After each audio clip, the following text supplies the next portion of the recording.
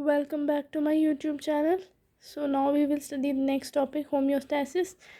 For that we have to study these two definitions, external environment and internal environment.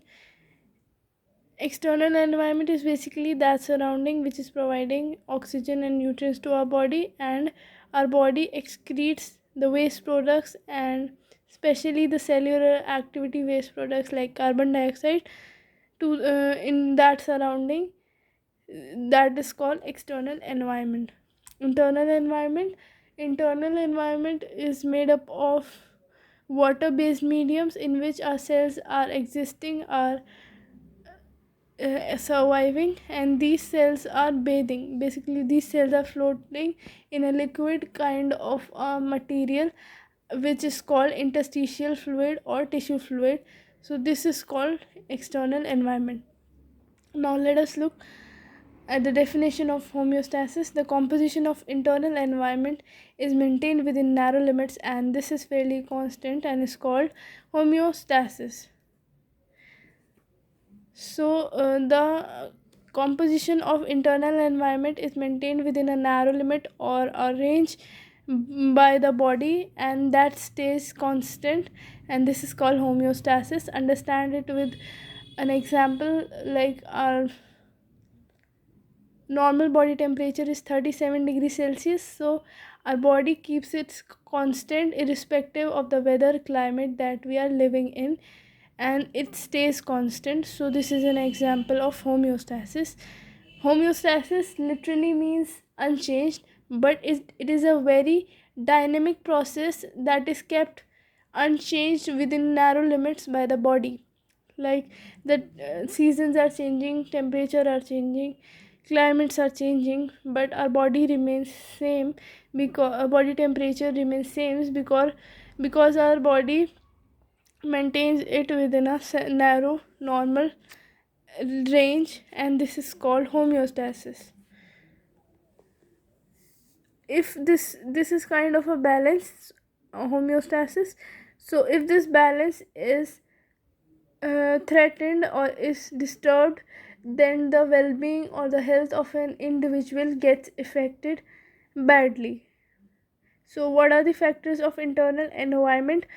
First one is temperature, then is water and electrolyte concentration, third is pH, acidity or alkalinity of body fluids, fourth is glucose levels, fifth is blood and tissue oxygen and CO2 levels, basically the level of oxygen and carbon dioxide present in our blood and tissue.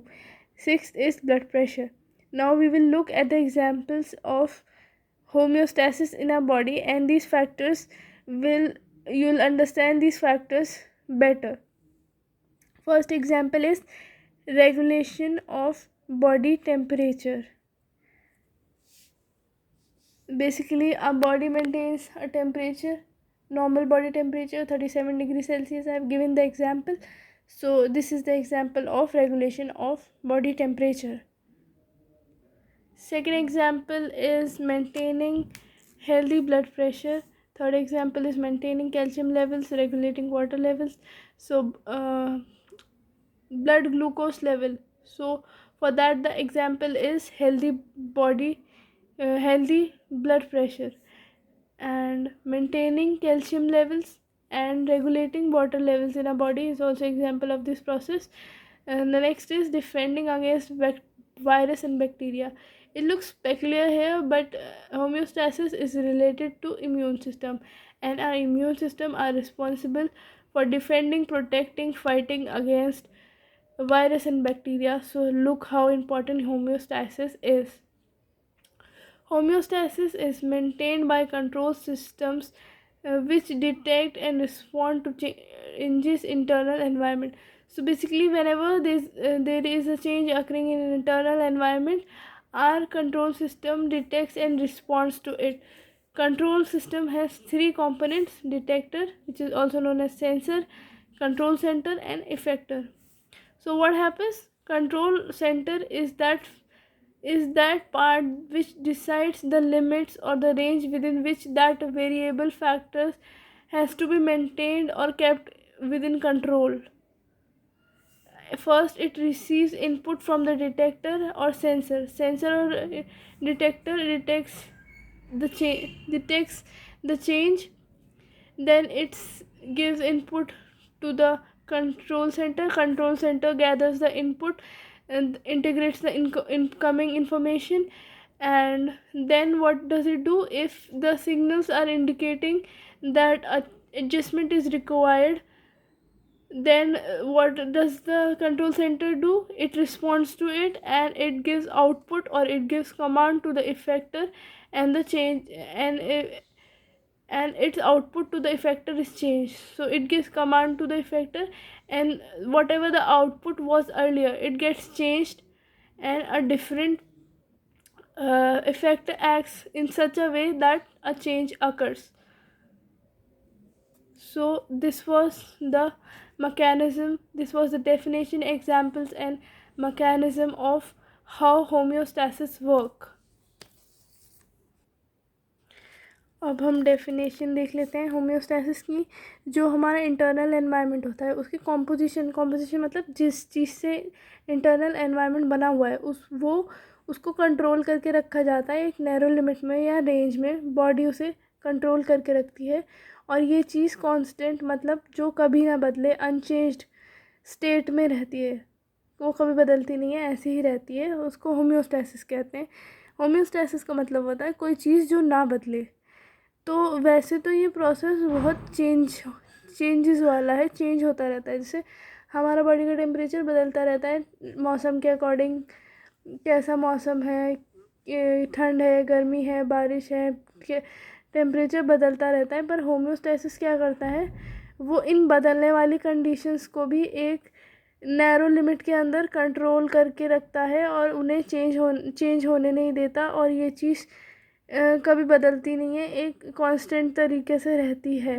अगर body का temperature जो normal माना गया है range में, तो उसी range में रहेगा, वो बदलेगा नहीं। तो ये होम्योस्टैसिस हो गया।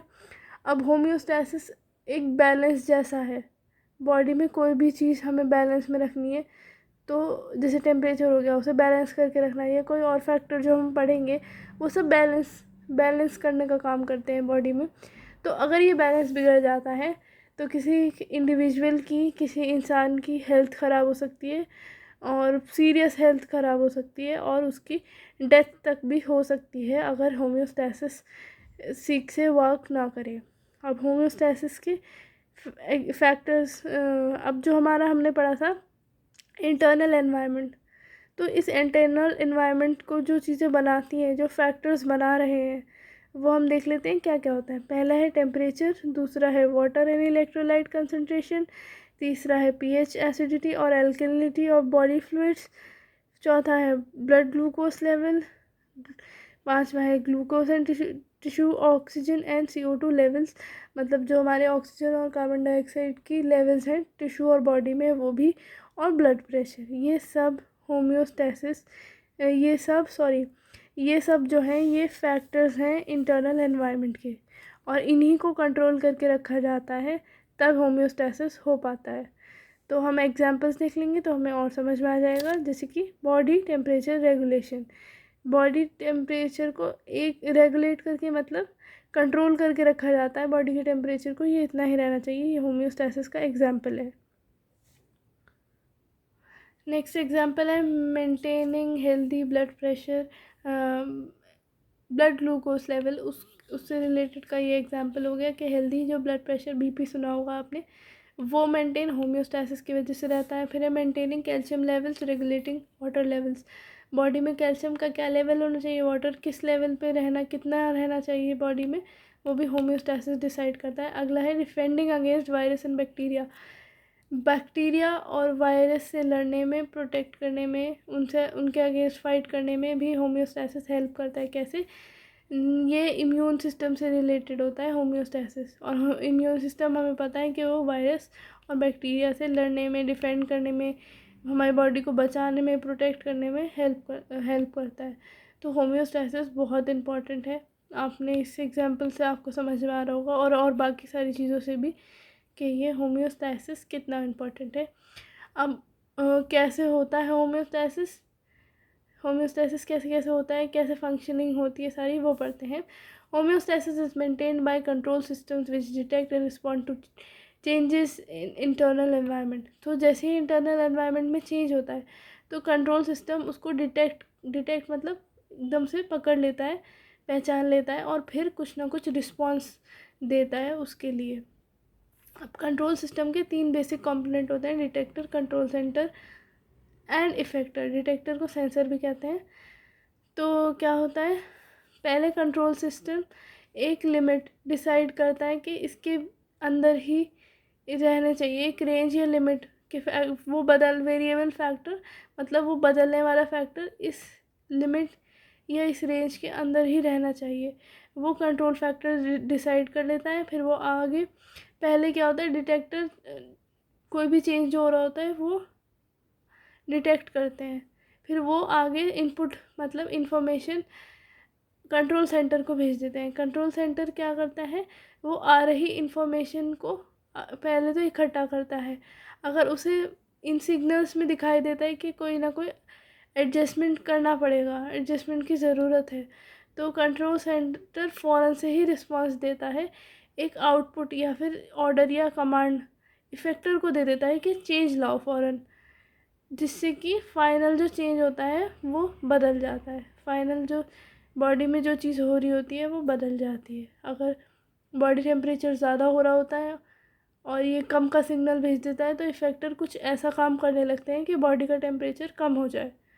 तो ऐसे ये काम करता है. ये पूरी वर्किंग और फंक्शनिंग हो गई होम्योस्टैसिस की. अब होम्योस्टैसिस के हमारे बॉडी में 2 एग्जाम्पल हैं, 2 मैकेनिज़्म हैं और इम्पॉर्टेंट है. एक है नेगेटिव फीडबैक मैकेनिज़्म और एक है पॉजिटिव फीडबैक मैकेनिज़्म. अगला टॉपिक हम यही पढ़ेंगे इसी वीडियो में. So our next topic that we will study is mechanism. There are 2 mechanisms which are examples of homeostasis, and these are negative feedback mechanism and positive feedback mechanism. So due to negative feedback mechanism, there is a decrease in function. Whatever is happening, whatever functioning is going on, that particular function, it gets decreased due to negative feedback mechanism. It works in opposite direction of the changes. So basically the negative feedback mechanism works such that it works in the opposite direction of whatever the change is occurring. For example, I'll give you example of room heater. The temperature is low in winters. We open the room heater, the temperature rises, it reaches to the level required by our body. Then it has a feature of getting auto disconnected, or what do you say, it automatically gets a cut. We say there's a cut, the cut happened in the room heater and it stopped working. And when the room temperature again starts falling, the room heater again starts working automatically. It gets switched on, it works. So the negative feedback mechanism is similar. Now let us see the example. It's control of body temperature. How the body temperature is controlled in our body. What happens? First, the detector, in this case the nerve endings are the detectors. So we have taken the example of feeling cold. Suppose we are feeling cold, so these nerve endings which are acting as detector will detect. It will send a signal to control center, which is cell in hypothalamus of brain. In this case, these cells in the hypothalamus of brain will detect it. They will determine a range or narrow limit within which it has to be maintained, the body temperature has to be maintained. Then if it will see that there is a requirement of adjustment, it will send further signal to the effector will then start showing effect of the command taken by the control center. Effectors in this case is skeletal muscles. So as a result, skeletal muscles will start shivering and then the blood vessels will get narrower, and then when they will get narrower, our body temperature will increase and it will reach the normal body temperature, but then it will start it will start rising, it will keep rising. So what happened, in it, a signal will be sent of inhibition. Inhibition means to stop, to the detector, to stop rising the temperature again. So a body temperature, we have got the normal body temperature, the mechanism of rising the temperature has stopped, but gradually our body will lose heat. The loss of heat from the body will cause the temperature to decrease, and the body temperature will start decreasing. What will happen, we will again start feeling cold. So then again a stimulation will be sent to the detector, saying to that we need to that the body temperature needs to be risen. So stimulation will be sent to the again to the detector. So this is how control of body temperature occurs. सो जैसे मैंने बताया था कि हम negative feedback mechanism और positive feedback mechanism पढ़ेंगे, जो कि होम्योस्टैसिस के इम्पॉर्टेंट एग्जांपल हैं. पहला हम देखेंगे कंट्रोल ऑफ बॉडी टेम्परेचर, कि हमारी बॉडी में टेम्परेचर कैसे कंट्रोल होता है. तो कोई भी नेगेटिव फीडबैक मैकेनिज़्म का अगर एग्जांपल होता है तो उसमें उसका काम क्या होता है, जो फंक्शन हो रहा है, जो काम हो रहा है, उसमें डिक्रीज़ लाने का काम नेगेटिव फीडबैक मैकेनिज़्म है. आप नेगेटिव से याद रख सकते हैं डिक्रीज़ होता है फंक्शन में. और फिर वो कैसे काम करता है, जो भी चेंज हो रहा है उसकी अपोजिट डायरेक्शन में नेगेटिव फीडबैक मैकेनिज़्म काम करता है.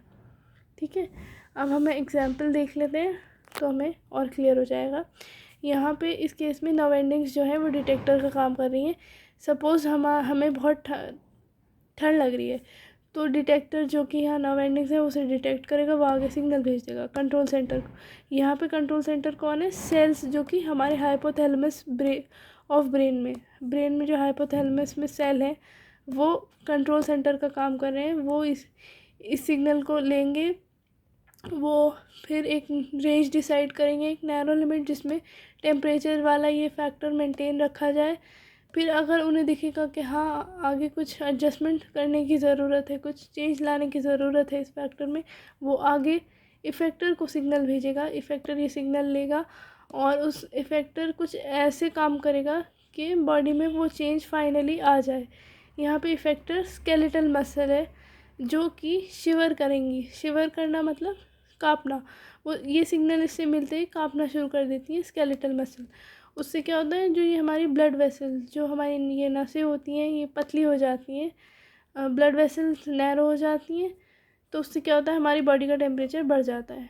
तो क्या होता है, हमारी बॉडी का टेम्परेचर बढ़ता रहता है. फिर जब हमारा नॉर्मल बॉडी टेम्परेचर हमें मिल जाता है, उसके बाद भी ये बढ़ता रहता है. तो फ़ौरन एक सिग्नल भेजा जाता है डिटेक्टर को इनहिबिशन का. इनहिबिशन मतलब स्टॉप करने का, कि अब और टेम्परेचर मत बढ़ाओ, जितना है उतना ही रहेगा. फिर ये उतना ही टेम्परेचर रहता है बॉडी टेम्परेचर. फिर क्या होता है, धीरे धीरे हमारी बॉडी से हीट, गर्माई जो है वो निकलने लगती है, और उससे क्या होता है, हमें फिर से ठंड लगने लगती है, क्योंकि हमारा टेम्परेचर नीचे डिक्रीज़ हो जाता है, फिर से डिक्रीज़ होना शुरू हो जाता है. पहले टेम्परेचर बढ़ा, फिर रुक गया जितना हमें चाहिए था. उसके बाद धीरे धीरे हीट निकलने की वजह से क्या होता है, बॉडी का टेम्परेचर कम होना शुरू हो जाता है. जैसे बॉडी का टेम्परेचर कम होने लगता है, हमें फिर से ठंड लगने लगती है. तो फिर से एक स्टिमुलेशन भी मतलब एक सिग्नल और भेजा जाता है फिर से डिटेक्टर को, कि अब टेम्परेचर बढ़ाने की ज़रूरत है. ये सिग्नल यहाँ से फिर से स्टिमुलेशन की फॉर्म में जाता है, कि डिटेक्टर फिर से सेंस करते हैं कि हमें फिर से ठंड लग रही है. और फिर ये प्रोसेस ऐसे ही पूरा चलता रहता है. ये नेगेटिव फीडबैक मैकेनिज़्म का एग्जांपल है. Now the next mechanism that we will see is positive feedback mechanism. So it is opposite to negative feedback mechanism. If negative feedback mechanism was doing decrease in function, so now here positive feedback mechanism will do increase in function, and it will work in the same direction of the changes. whatever the changes is occurring, it will support that change, and it will work in that direction only.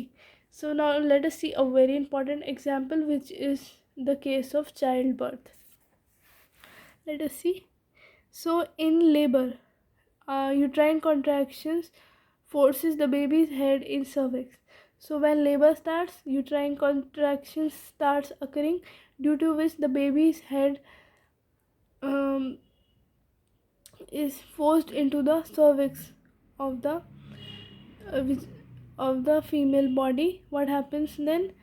Then hair detectors are stretch receptors, which are located at the uterine cervix. So the uterine cervix walls has these stretch receptors. So these, when this contractions will occur, these will sense it. So you know about a hormone called oxytocin, which is released during the childbirth. So that has been released by the body. So what happens? These detector, first they will detect these contractions, then they will send a signal to control center. Control center will cause more oxytocin produced. So whatever the level amount of oxytocin was getting produced, it will increase due to this signal. Then this signal will be sent to the effector. What will happen? As a result, these contractions will increase. So what will happen? More oxytocin will be released, and it will send a signal to effector, and as a result, contractions of muscles. What is labor? It's just contraction of muscles which forces the baby to come out. So these contractions of muscles, contraction, there is relaxation and there is contraction. So that contraction of muscles will increase.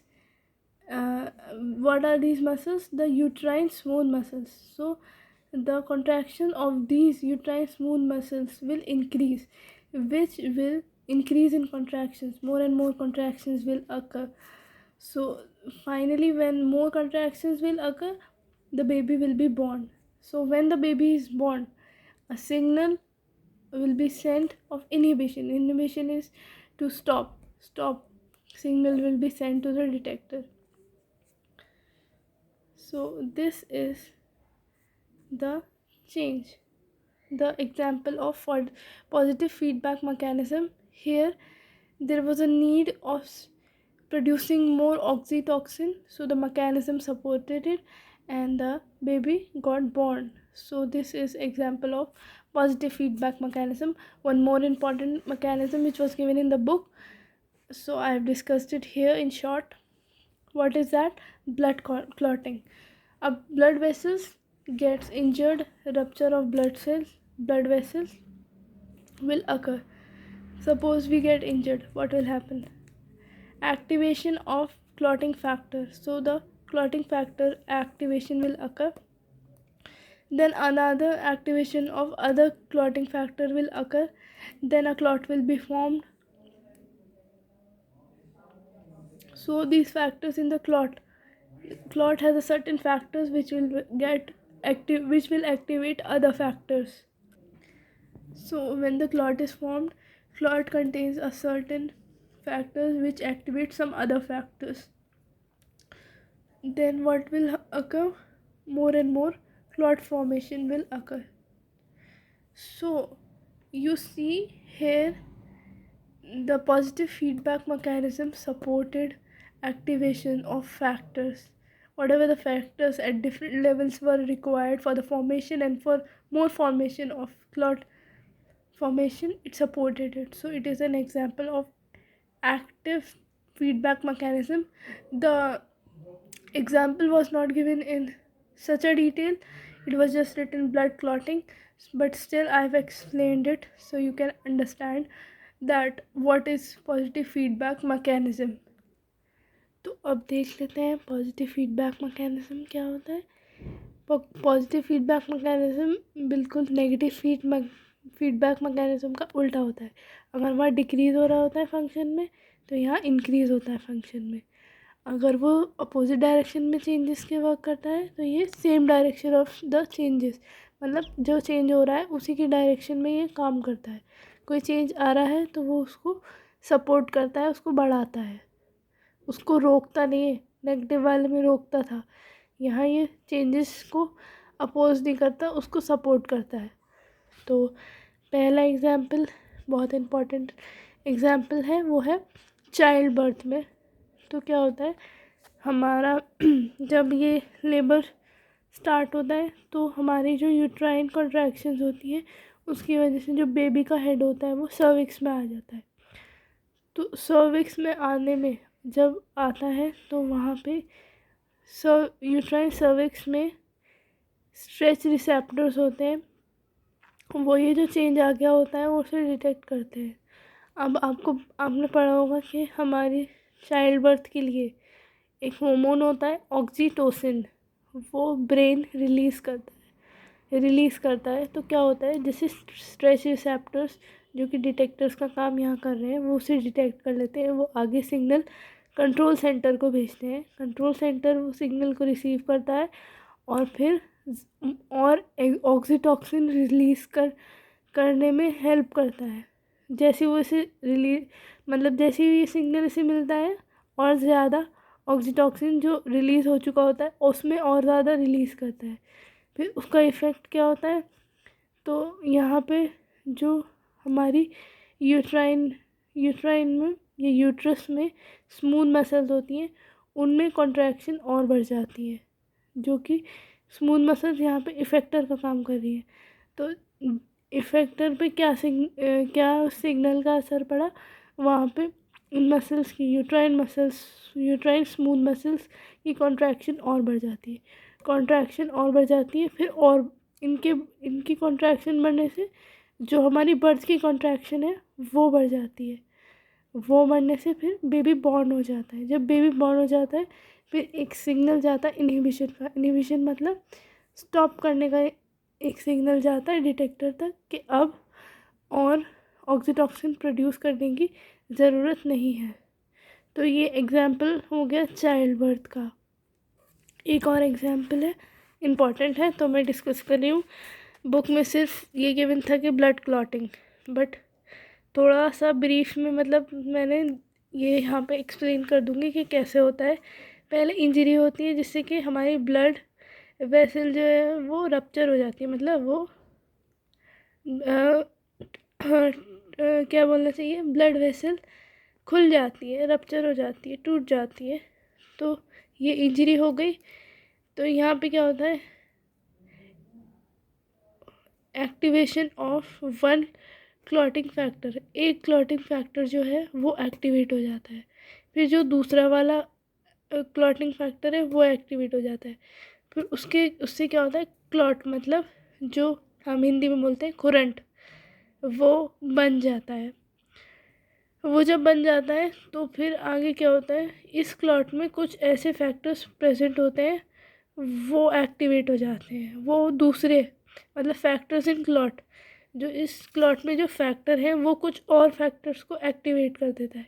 उनके activate होने से क्या होता है, और बहुत ज़्यादा और क्लॉट्स फॉर्म होते हैं, more and more clot formation, और ज़्यादा कुरेंट बनने लगते हैं, क्लॉट फॉर्मेशन होने लगती है, तो जिससे कि पूरी चोट हमारी हील हो जाए, ठीक हो जाए। कुरेंट बनने के बाद ज़्यादा से ज़्यादा क्लॉट बन जाते हैं जिससे कि ब्लड लॉस नहीं होता। तो आप देखें क्लॉट फॉर्मेशन कितनी इम्पॉर्टेंट चीज़ है, और वो पॉजिटिव फीडबैक मैकेनिज्म का ही एक एग्जाम्पल है।